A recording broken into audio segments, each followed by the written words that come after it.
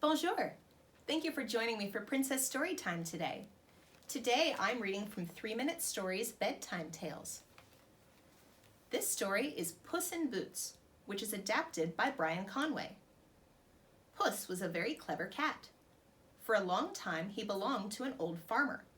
But when the farmer died, Puss could not live on his own. He decided that he would need a new master. Puss went to see the farmer's son.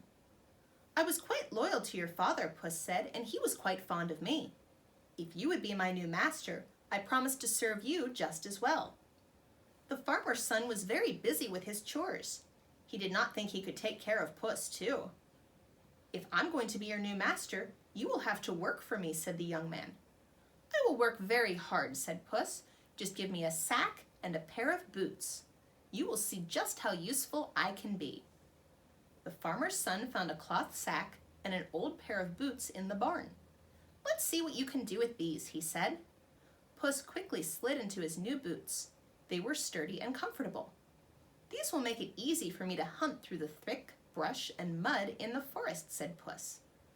Puss took the empty sack and ran into the woods. "This sack will not be empty for long," Puss called back to his new master.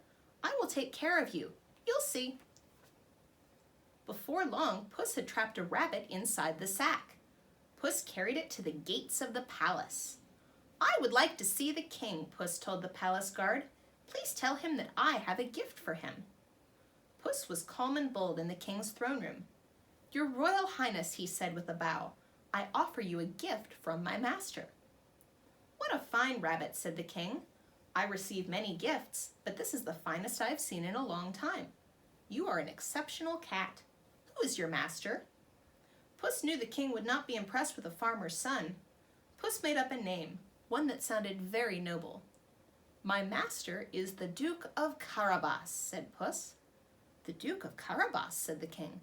"I have not heard of him, but please be sure to give him my thanks."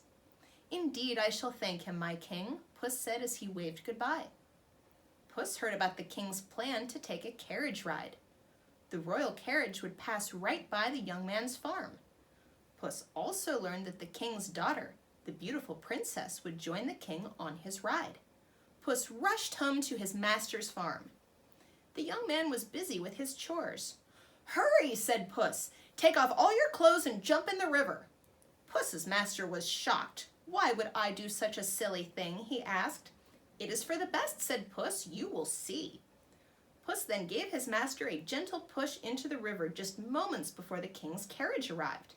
"Please help," Puss cried. "The Duke of Carabas is drowning." The king remembered the unusual cat. He ordered his guards to stop the carriage. "My master has been robbed," Puss told the king. "The thieves took everything and left him to drown." The king ordered his guards to pull the young man from the river. Dripping wet and confused, the young man now faced the king. "At last I meet the great Duke of Carabas," said the king. "Your charming servant has told me so much about you." Puss then bowed politely. The farmer's son was puzzled. The king ordered one of his guards to return to the palace and bring back a royal suit for the young man. Once the young man changed into the suit, the king said, "Won't you join us on your carriage ride?" "I would be quite honored," said the young man. As he climbed into the carriage, the young man saw the beautiful princess. He blushed as he sat beside her. While the royal carriage rolled along the country road, Puss was still busy with the plans he had for his new master. Puss ran up ahead to a huge castle. A wicked giant lived in the castle. This giant had magical powers, which he used to scare his neighbors and steal their land. No one was brave or bold enough to enter the giant's castle, but Puss was not afraid. Puss walked into the castle and strolled right up to the giant. "What are you doing here?" the giant roared.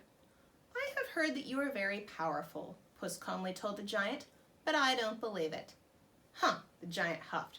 "I'm more powerful than anyone, even the king. I can become a hawk, a wolf, a lion, or a grizzly bear. I can do anything."